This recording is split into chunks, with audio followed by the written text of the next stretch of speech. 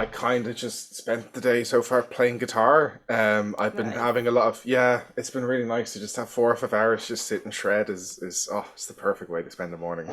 Love that. And like, are you writing much at the moment? Tons. Yeah, I've got a backlog of about probably 15 or 16 songs to record that were Wow. written. Some of them are over COVID and stuff. Do you want the exact quote my bandmates gave me? Now, this is visceral. I was threatened violently. Okay. The exact quote was, uh, "Don't announce things." I said, "Okay, we have something in the works which should be out by the summer, but," and I quote, "your lawyers will castrate your children if you say any more." Love it. Love it. Yeah, because that's up to interpretation. It could be that we're either releasing a song or it could be an audiobook. It might be a podcast. Ooh. It could be anything. Who knows? I'm making homemade brownies. Chase Nova's chocolate fudgies. They're coming out June. Oh, I love it. And can I ask what would be like I'd love to hear the Chase Nova audiobook. What would the book be about?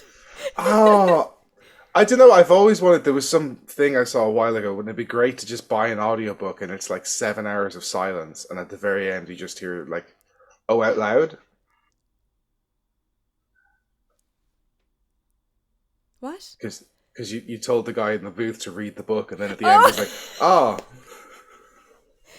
I thought somebody was after coming into your room and I was like no, no, no, no, there's nobody home. You're all safe. There's a cat somewhere, but they're not in here, so it should be okay." Yeah, so you're a cat man, then you're a cat person. Yeah, yeah, yeah. I love dogs too. It's just that my parents would never let me have a dog, but they were Yeah. okay with cats. So Yeah, I because was. I was going to ask about your logo, but like, I mean, I think it's kind of obvious if you just like cats, right?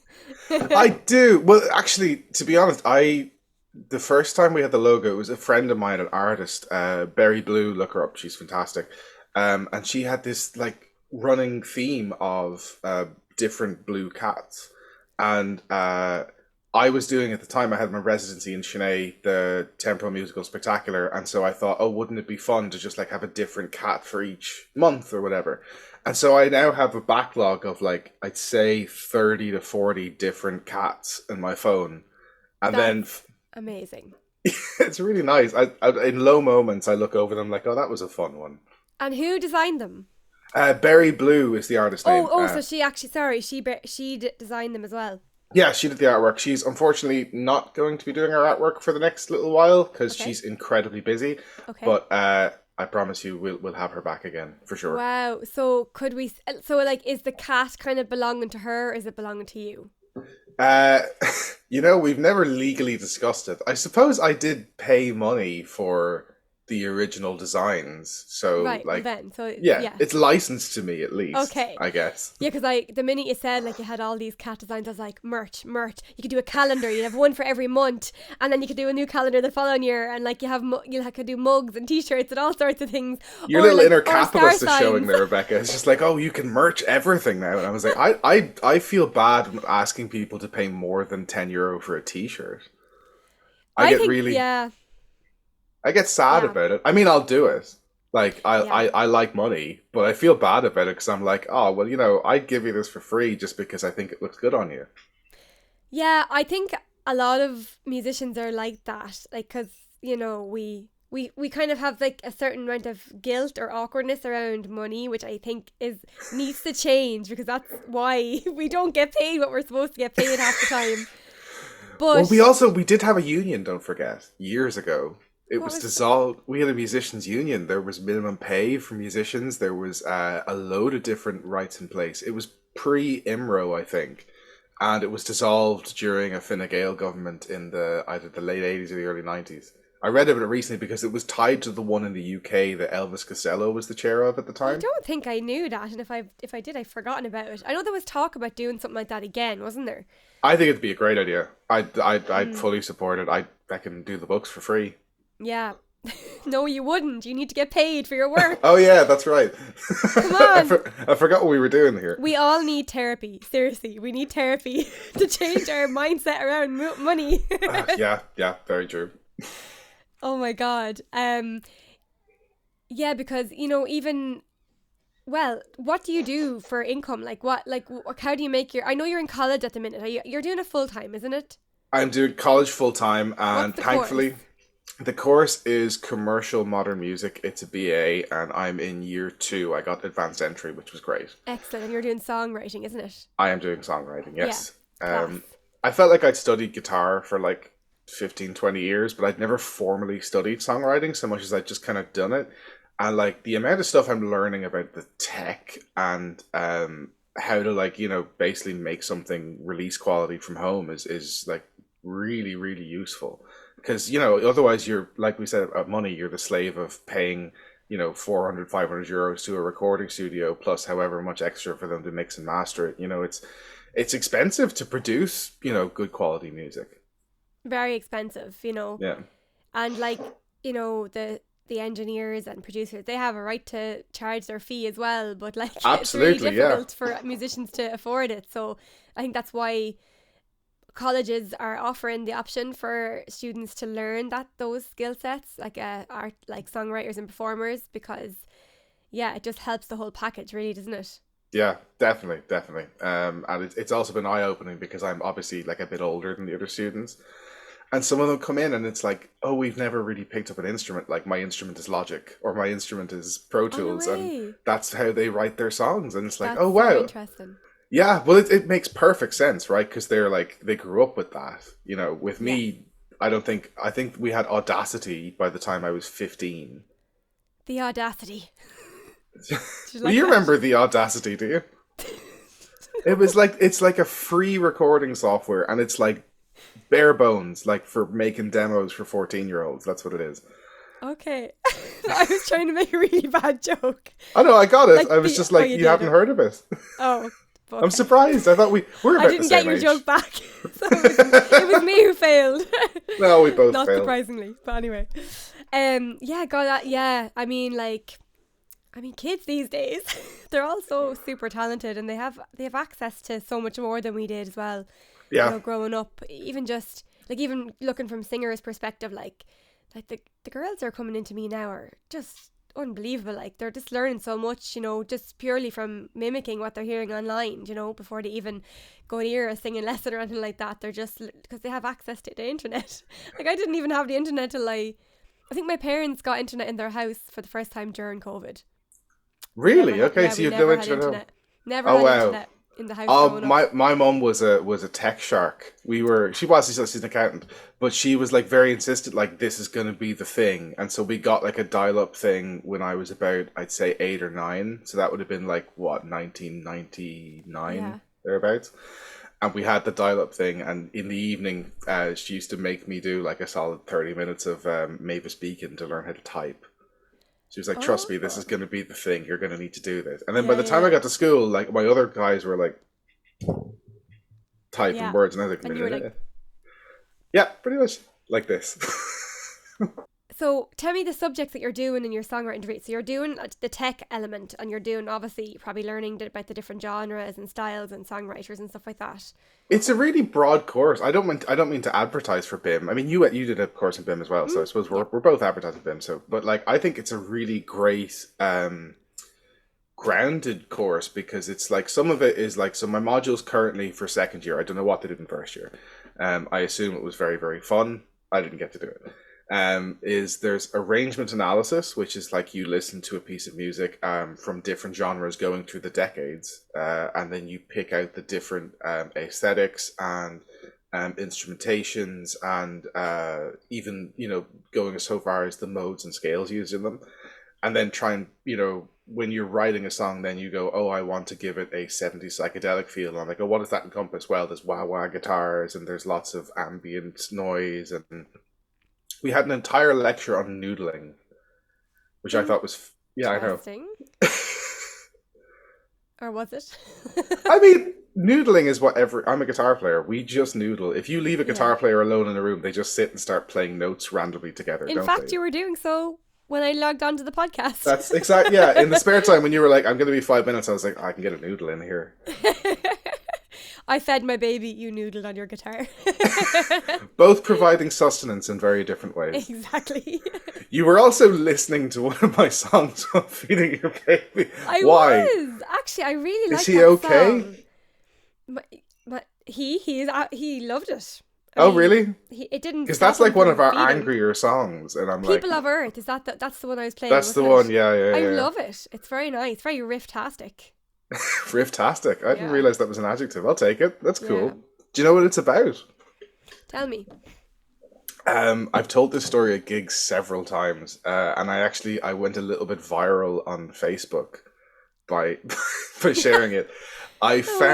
I found out that my dad's on my dad's side of the family, they're Scottish, and my dad's great grandmother was named MacLeod and was from the Isle of, I think it's Lewis in Scotland. Now Donald Trump's mother was surname Marianne MacLeod from the Isle of Lewis in Scotland. So they had the same surname, and Okay. there's every chance I was related to him. And obviously, this sucks because I really absolutely hate that man with all of my being. Mm-hmm. But I started like digging because I was like, there's got to be an upside, and I found this like old Highland dueling laws thing. And so apparently, as a blood relative, if I met Donald Trump on Scottish soil, I could challenge him to a duel. And if I won, I would get this is gross, but any woman betrothed to him, and Oh, any title that he holds. interesting. Um, and so I was kind of like sharing this and going, "All right, Donald, let's meet on the Isle of Lewis and fight it out." And then I had like hashtag Make America Chase Again. I don't know what I'd do Ah. if he responded. I don't. I figure I could beat him in a fight, but I think he gets to pick the method of the duel, which means he could just Mm. choose to like nuke me. Which, Yeah, which would be not fun. yeah, and he's notoriously not a fair fighter, is he? You No, know? definitely not. And you'd be like, it's okay, I'll let you do it for free. Oh, so yeah, after this happened, I was like obviously following the news a lot with American politics because I was like, oh crap, if he's elected, we're done for. And we Yes. very nearly were. A lot of people died under his COVID or lack of COVID response, I suppose. Um, and I basically decided to write a song about all the because you probably remember like there was such an online chatter during COVID. All the Yes. conspiracy theories kind of Yeah. came out, and Too much time on people's hands. too much time online, and Yeah. especially with an algorithm that's designed to make you so angry all of the time. Mm-hmm. So that you stay engaged. Everyone was just like constantly looking at their phone and getting more and more angry. And so I kind of like wrote the song one to sound a little bit Middle Eastern because as we all know, Donald Trump loves Muslims. Mm. And then at the end I had like a load of different voices bouncing off each other, and that was kind of like what was going on in my head from reading Facebook too much at the time. Yeah. Yeah, we're all guilty of that. We're all guilty of that. But Oh, I mean, at least absolutely. a song came out of it. Yeah, that's it, something positive, right? So, like, what's your songwriting process like? I mean, obviously, you've been writing for years and gigging for years as an original artist before you went to college. What's your songwriting process? It so varies, and it's a question I really hate being asked, Rebecca. I'm only kidding. It's it's sort of like it depends because sometimes it's it comes from play. A lot of like songwriting or creativity comes from play, and Like, as in, sometimes like, playing with your cat or with your, like, nephew or something, or... yeah, I'm in the middle of Call of Duty and I'm like, oh, this is great. No, it's more like I think the reason anybody starts to get good at music, not that I'm really good or anything, but I know my stuff, and I think the only reason you ever get good at guitar or you get good at singing is because you start enjoying it. You're not doing it to progress or improve yourself. You're doing it like a child would. You're just having fun with it. Yeah. So my process is often trying to like get myself back to that childish play stage a little bit. And so that normally means that like let's say I'll set aside an hour and a half of free play on the guitar, and that means I just sit there. I'm not practicing anything in particular. I'm just messing about and making music for fun. And normally my ideas come from that. It's like, oh, that was fun, and then I'm like, okay, hit record, got it, cool.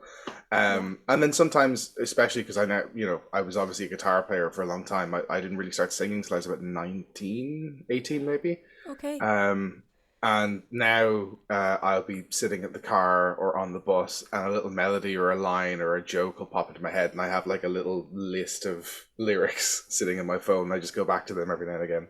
Oh, cool. So like you're constantly collecting little lyrical ideas, and then when a melodic idea comes to your head, you kind of look into your like little database and see what kind of matches. I can tell you exactly, if I look at my voice memos app on this phone, there are currently how many fits in a screen? 1, 2, 3, 4, 5, 6, 7, 8, 9, 10, 11, 12. I would reckon there's about 200 dating back to 2016. Wow. And Yeah. there's one, and they've all got stupid names. Like one here is called New Uke Dancy.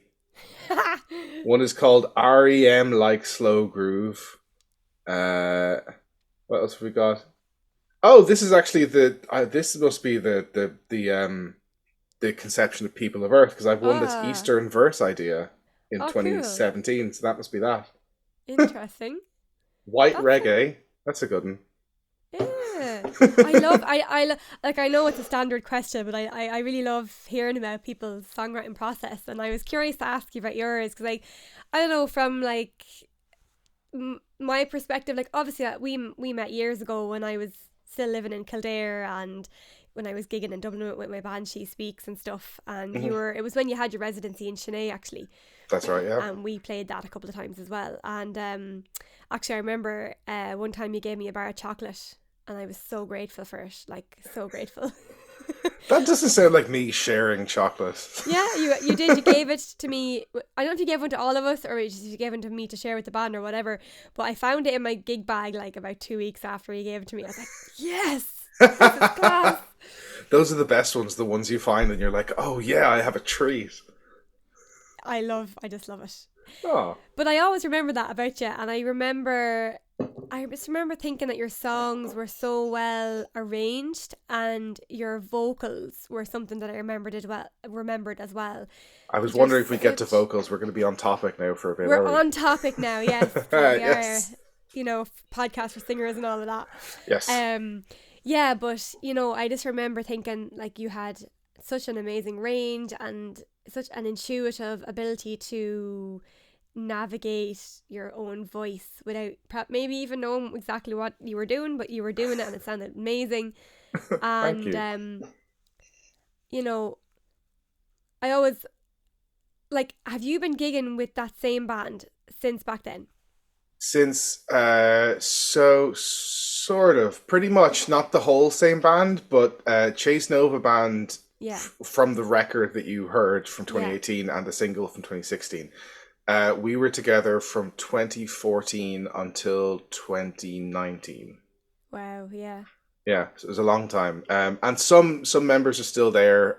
The hardest people to keep a track of are sax players because they it's so much paid work for sax players. So it's so hard for me to be like, do you want to come do a gig for 50 quid? Um, so we got a guitar player, Josh Meakin. He's a wonderful guitar player, and we got him in because we were asked to reform for a festival in 2021. yeah. Because we were booked to play it in 2020, but then obviously 2020 didn't happen.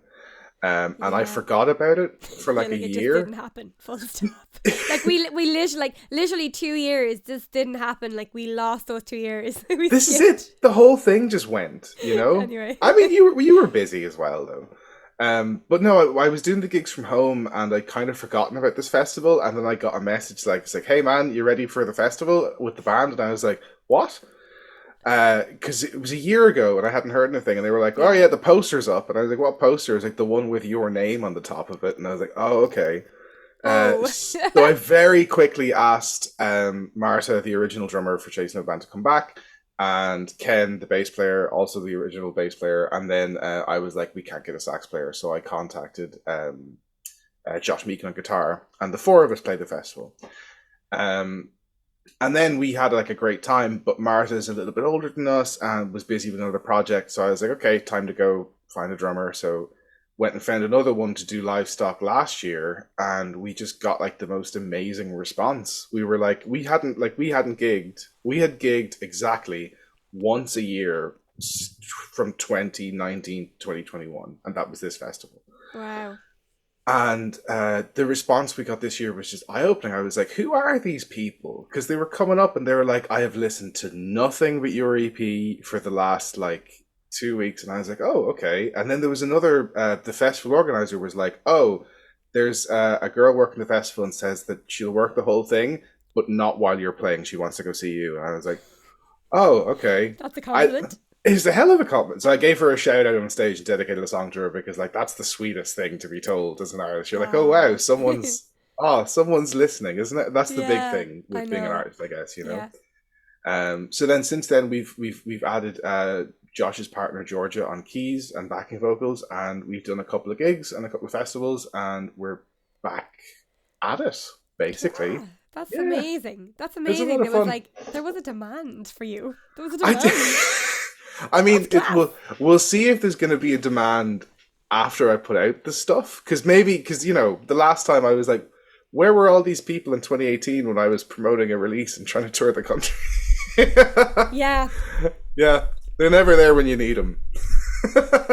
that's it. And I think I asked you at the start, but then I think I like got distracted with another thought, or Oh maybe yeah, you did. I don't know, but like just with regards to like making a living from music, like you know, like people, many up and coming like young songwriters and artists like have a dream to like be an artist and tour and all of that. Like how much weight have you put on making a living from performing and gigging with original stuff? I mean, to be honest, I kind of do it for the love of it, you know? Like there's been times where we were super busy, or I've gotten some session guitar jobs or corporate gigs and stuff like that where there's been money. But the majority of the time what I do is I have a job. I work part time. Thankfully, due to the marvelous people at the social welfare office, I'm on back to education for the next 3 years, which covers me while I'm in college and keeps me up on top of my day to days and stuff. Brilliant. But I've kind of always thought that like, look, if we keep doing it and something happens, and for some reason, you know, all of a sudden there's lots of money, fantastic. But at the end of the day, I'm kind of putting out music because it's like, oh, this is, I feel like I have something to say and I want to say it like this. And that's the only reason I do it. So I haven't put a huge amount of pressure on myself to make money from it.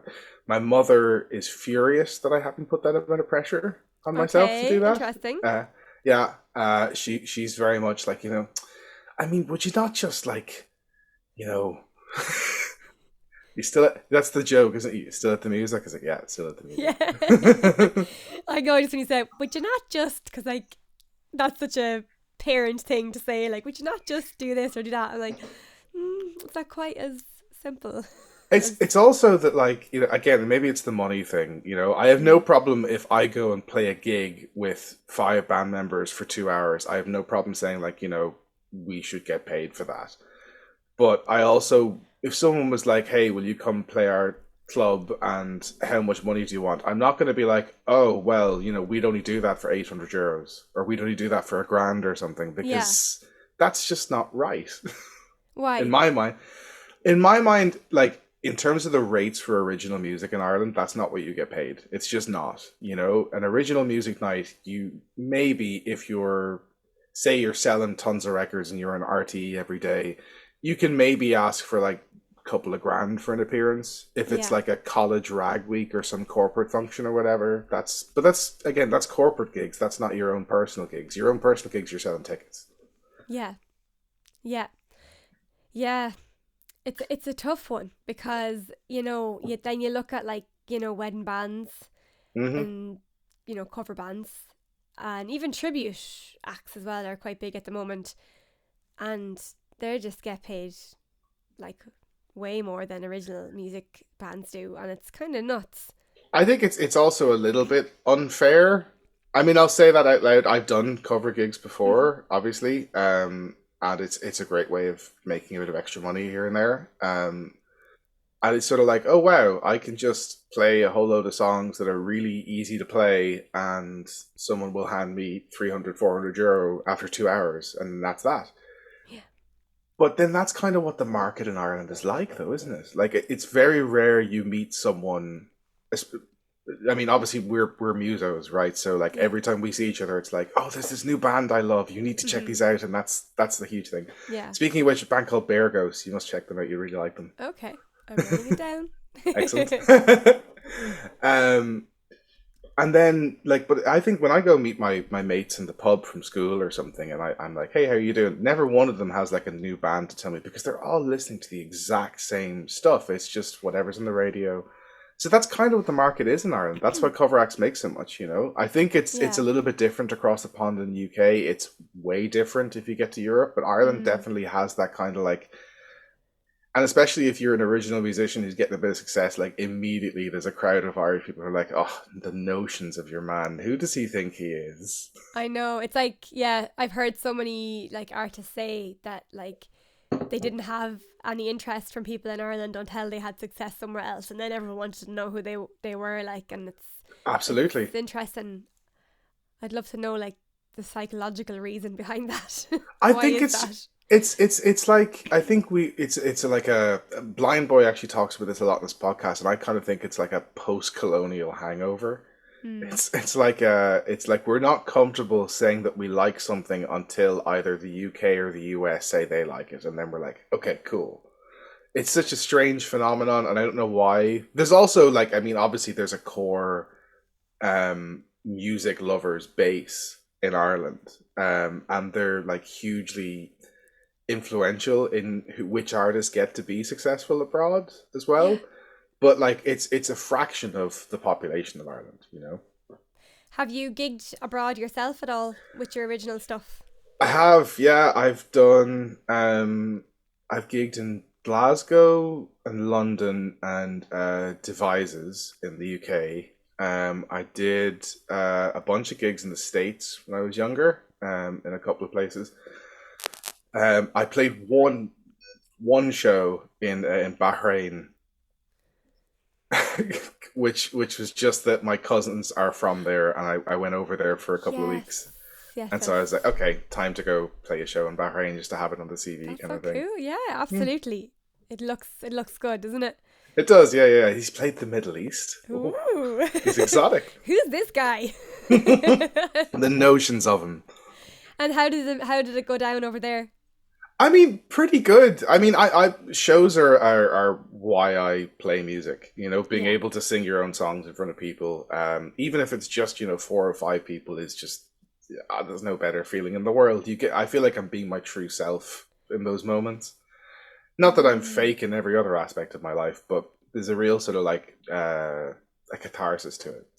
And so I think over there, the crowd were, well, the funny enough, the band playing after me were a cover band. Oh, So interesting mix. yeah, so I got up and I was on my own with a guitar, and sure enough, I got a pretty nice response. They were kind of like, "Wow, okay, you can sing. He's pretty good." And then the covers band went on and they played like Jungle Boogie, and everyone was like, "Oh, okay, I know this one." Yeah, I know. Yeah. It's a different vibe. I mean, I don't know if I've ever really chatted to somebody who isn't a musician about why they like the types of music they like. I'm not sure if I have. It's usually I end up talking to other musicians about it because I'd love to, like, basically what I'm saying is because, like, I love listening to music because it inspires me. Mm. It gives me ideas for my own stuff. It motivates me to keep writing.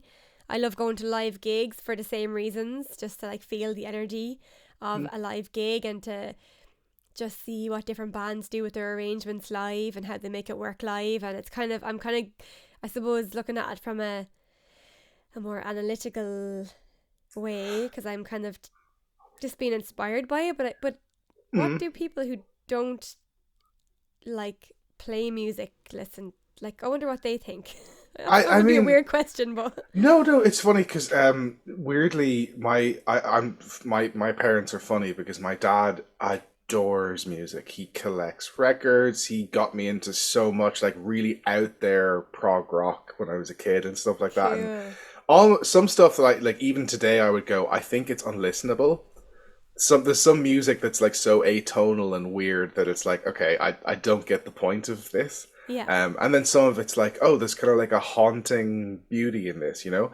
But my mother like doesn't like music, which I just think is such a weird mindset. That like I like silence, I like the sound of nature, I don't like music. So it's so Interesting. funny. Yeah, I mean, it's clear which one I took after, right? Yeah. Uh, I but can then, definitely hear the prog influence in some of your stuff, like. oh, really? That's Yeah, cool. I can. Like, there's a lot of it. There's a lot of stuff going on there with your music. We've been asked so many times like what genre we are, and I'm like, yeah, I don't know.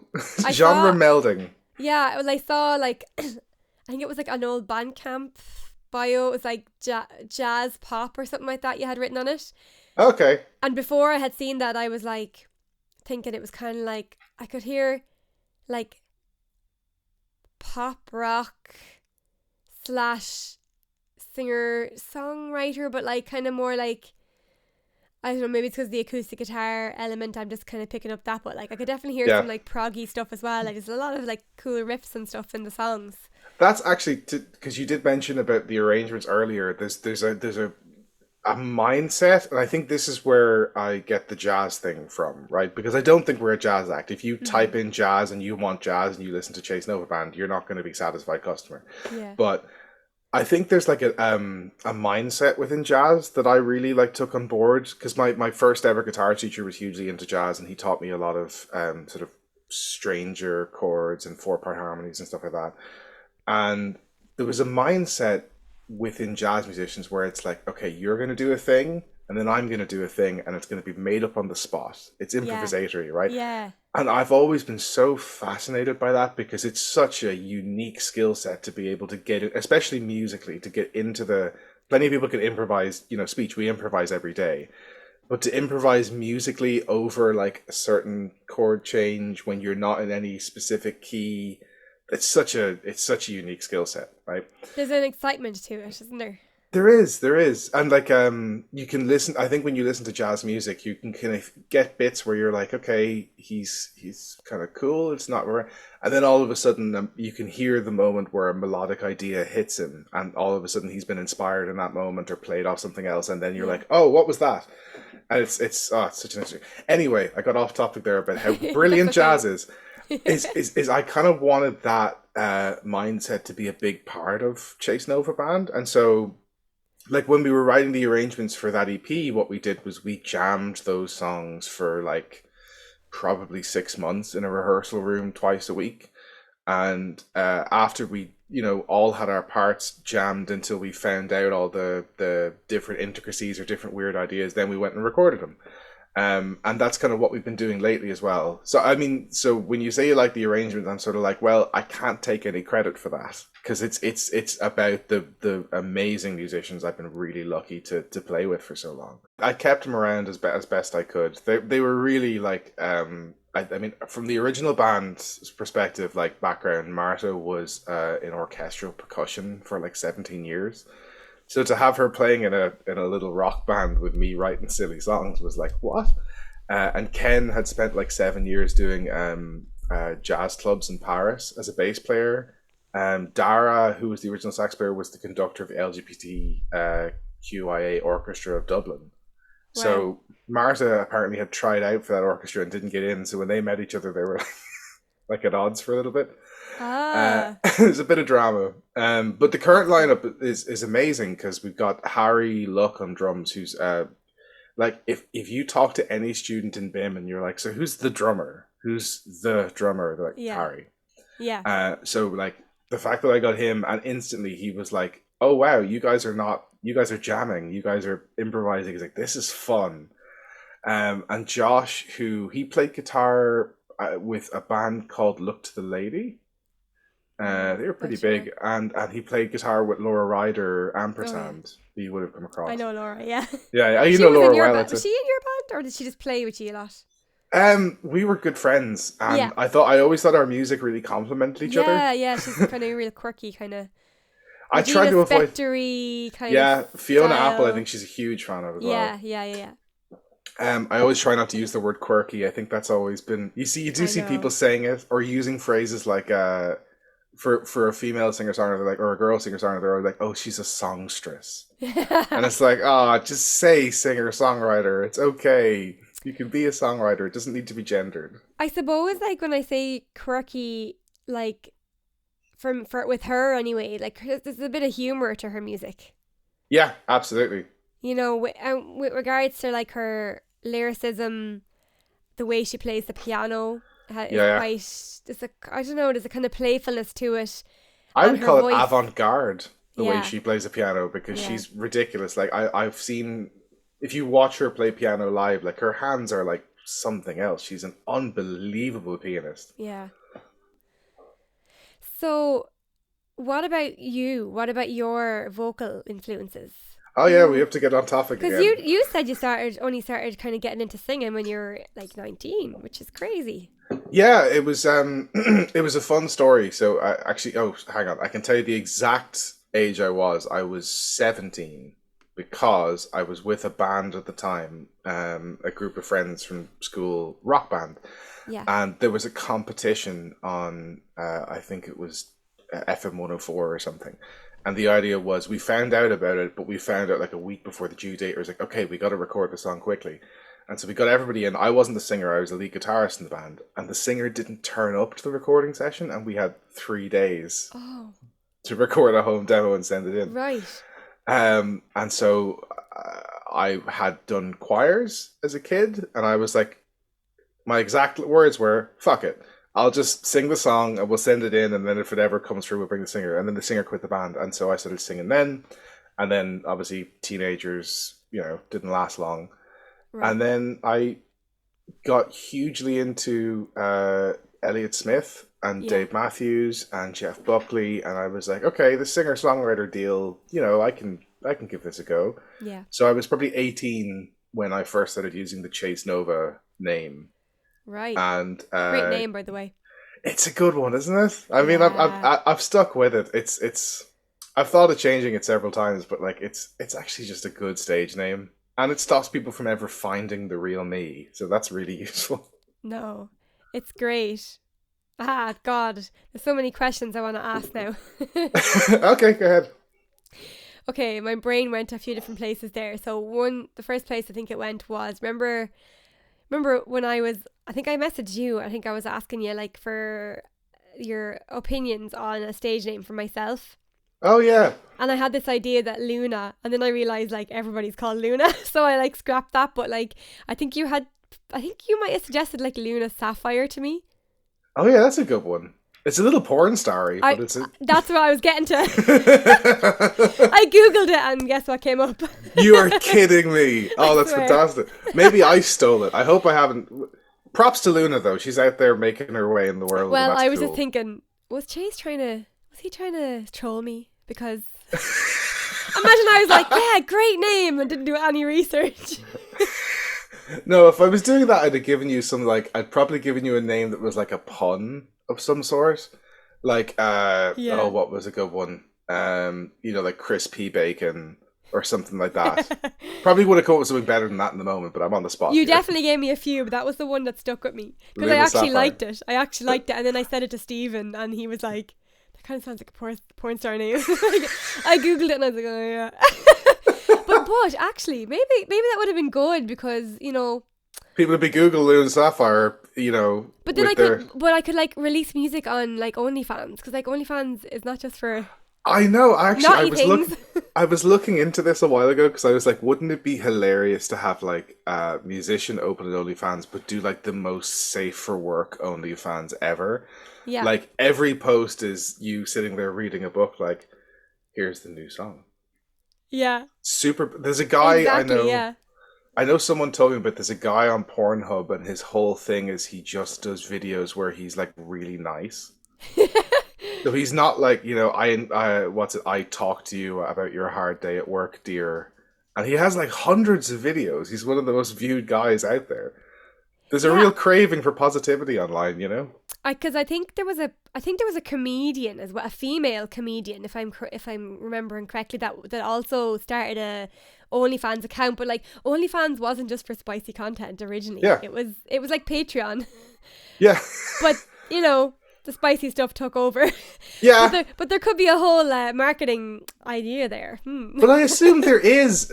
But then I assume, see, that's what I wonder is, would the platform respond? So, like, if you did, say, if I set up an OnlyFans and it was just about my music and all that, would people be so used to being on the platform that they would be like angry that, I wasn't doing spicy content? I mean, I can't think of many people that would be angry at me not doing spicy content. But if there was people out there, would they be like, see me and get like a jar? It's like if you went to Twitter and saw like, a reasonable discussion. Yeah. Or you went on Instagram and it was just text posts. Yeah. You Yeah. you'd find that jarring a little bit because it's not what you went there for. Yeah, it's like false advertising.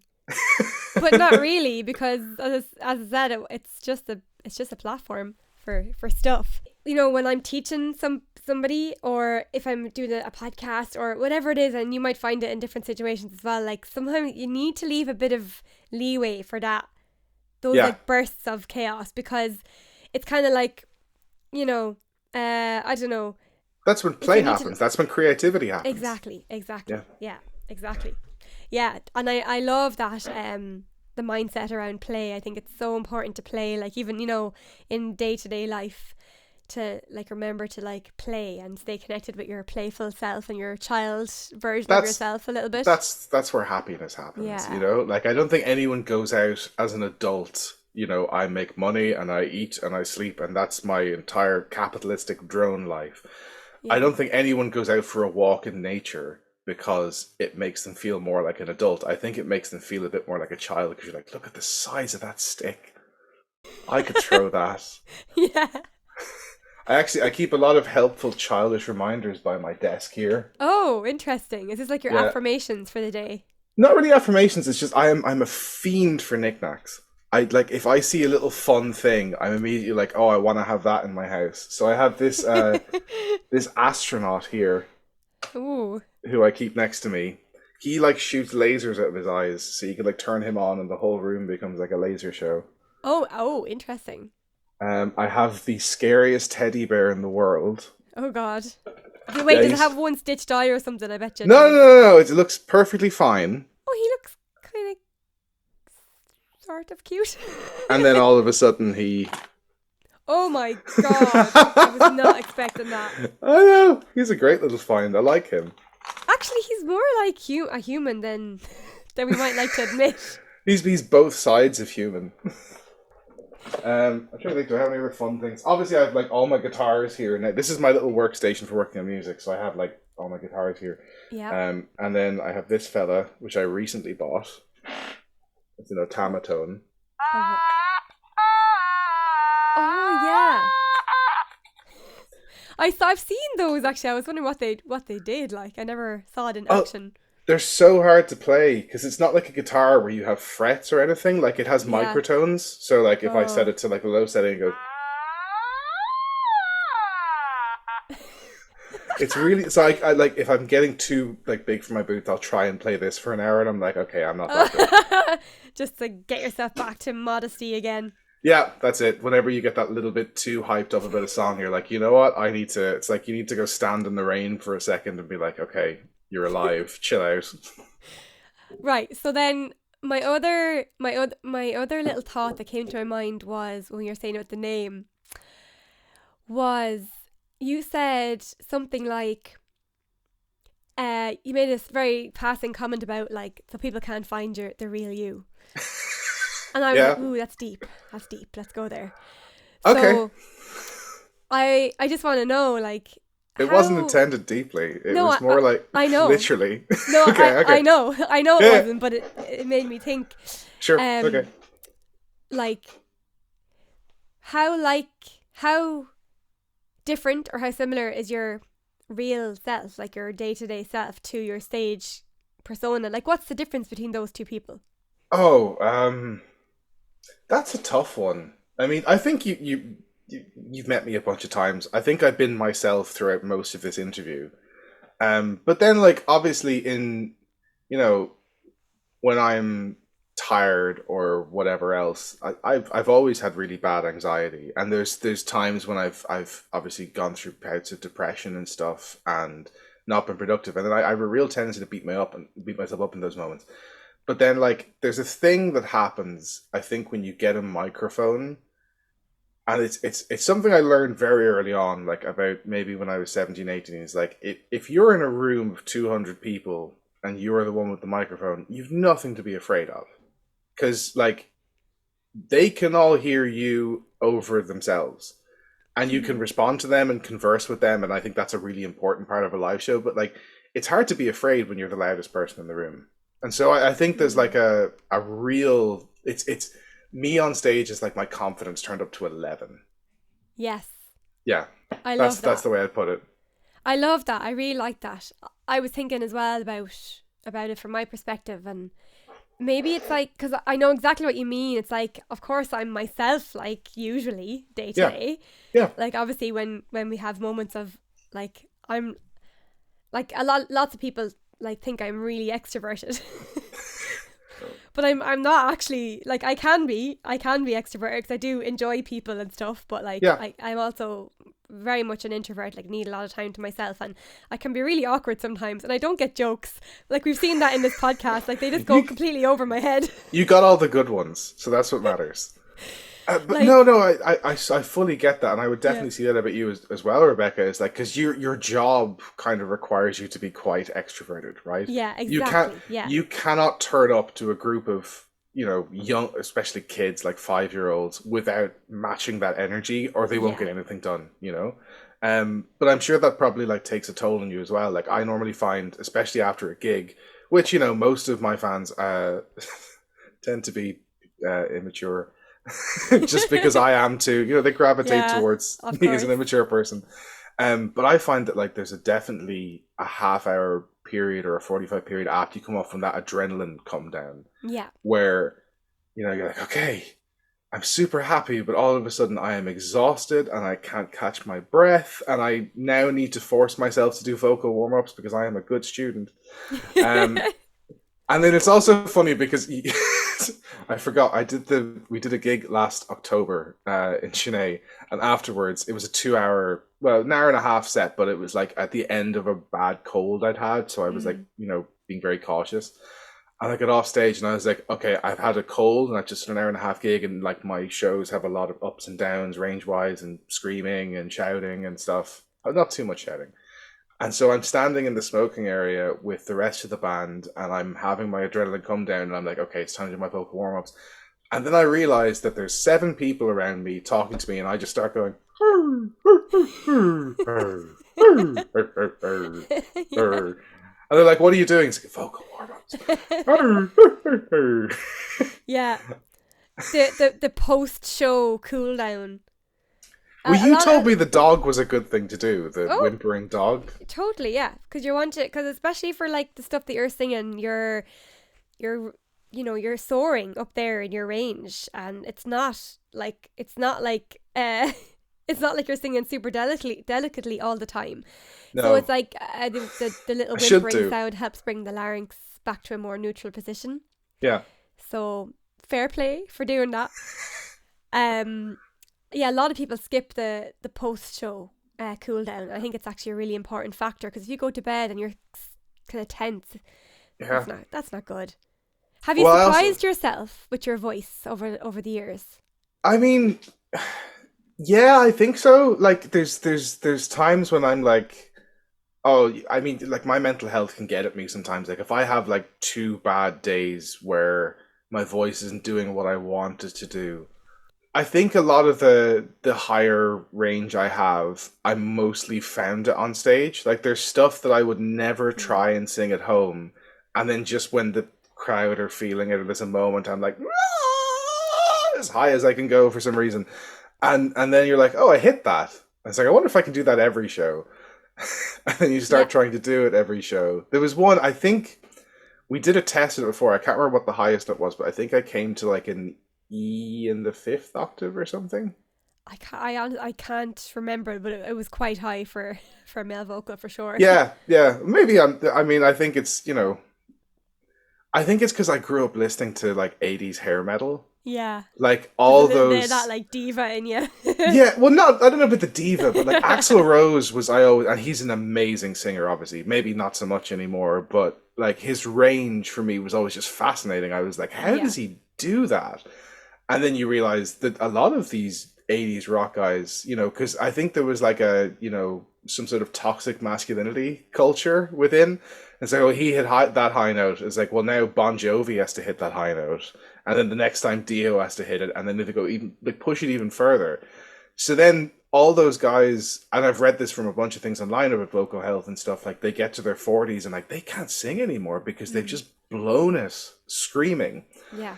And so I kind of like love doing that high stuff, but I'm very wary of like, I'm 32 now. I want to still be singing in my 40s. I want to still be singing in my 50s and 60s if I can be. Yeah. And so that's why I kind of took a lot of, which right, I originally contacted you, was learning about that sort of, what was the term used? Because we were studying a Greta Van Fleet song. Yeah. And it was the term used, was it closed throat singing? Because it's not quite falsetto.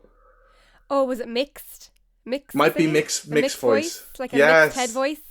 That might be, it's like a sort of almost like a... Oh yeah, that kind of... yeah, kind of like yeah, like a twangy kind of head voice. Yeah. Quite mixy, like it's like a kind of a stronger sound. Yeah. Yeah. And I kind of like, I started trying to do that as much for my high notes because I don't want to, because you can put a lot of air behind it and go really high, but you're going to hurt yourself eventually.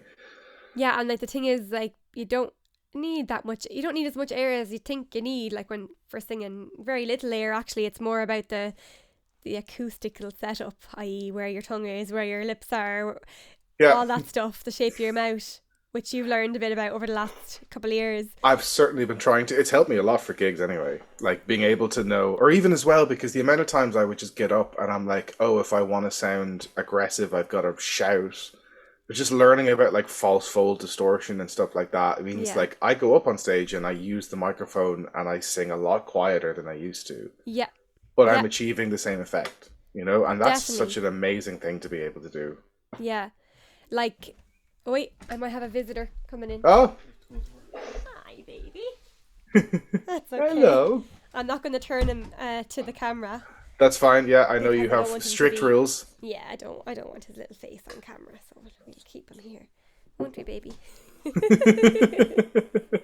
I'll keep your little head up. Hello, Puddin'. Now, so, this is motherhood. This is life with a baby now. You just have to kind of go with the flow, like. I imagine. I've heard so many. Like, well, how are you finding it? First of all, because you're what, 7, 8 months in? He's 5.5 months now. 5.5. Oh, okay. Wow. But yeah, no, it's a lot of work, and we've just been every week. It's like we're just re-looking at our plans and our schedules, and we have to just be a lot more organized. Like I had a rehearsal with a wedding band yesterday, and first of all, I haven't sung in ages because I was pregnant, and even in college that last semester, oh God, I don't know how I got through it because I was really not well with the pregnancy and everything. Yeah. And I just wasn't finding that much time to practice during the week, because I have him nearly every day, don't I, Babby? Yeah. But anyway, we've chatted now, and like he gave me an hour and a half or so today to like do this, and he's gonna Stephen, I mean, so I'm gonna take an hour during the week of the weekdays that he's working. So like you just have to tweak your plans and kind of try to be flexible with it. It's improvisation at its finest. Are you gonna start singing now? Let's hear that cry voice. Any gigs coming up? We've okay, so I can't announce things, but there is some stuff that will be happening up towards the summer. We're working on it now. We're super excited about it, but I cannot say anything more because, and I quote, do I need to say it again? Did we get it at the start of the podcast? Please say it again, yeah. And I quote, don't announce anything. We have something in the works which should be out by the summer, but your lawyers will castrate your children if you say any more. That's funny, you're listening. He's just looking at me like, what? What did he say? Don't worry, you're safe. You're safe. Love it. Well, listen, thank you so much for chatting to me. And Thanks for having me. You're welcome. I was very excited to have this chat. I knew it would be fun. I knew we'd laugh a lot. Isn't that right? We did laugh a lot. Sorry, I hope you can hear me there when I turn away from the microphone. No, we can hear you. We hear you perfectly. But yeah, excellent. So thank you so much to everybody for tuning in again this week for the second episode of 2024. I'm going to aim to release maybe one a month. I think that's all I can manage at the minute with this little fella. Guys, we'll see you maybe in a month's time for the next episode. Thank you so much. Thanks so much, guys.